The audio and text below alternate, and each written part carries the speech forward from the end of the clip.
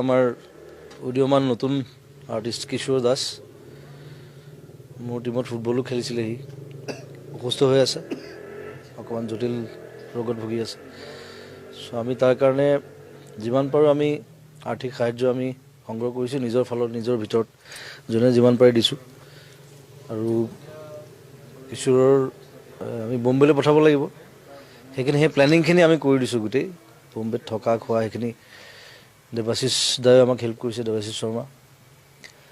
আৰু অসম ভ্ৰমণ আছে, তেওঁলোকেও হেল্প কৰিব।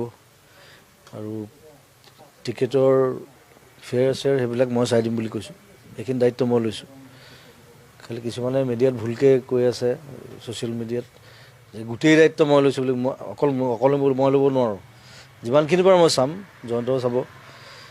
কিন্তু বাকীসকলে কিন্তু সহায় কৰিব লাগিব, কাৰণ সি অকলে টানিব নোৱাৰিব। আমি সকলোৱে মিলিজুলি যদি সহায় কৰোঁ তেতিয়া সি টানিব পাৰিব। চ' সকলোকে অনুৰোধ জনাইছোঁ, কিশোৰক সহায় কৰক।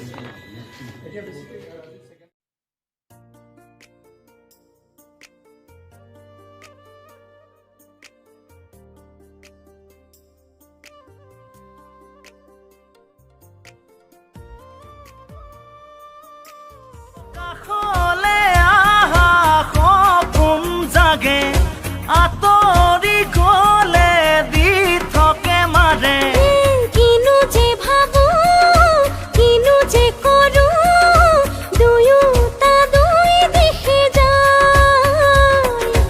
আতুৰ আতুৰ ওঠৰে গান তুমি চাগে শুন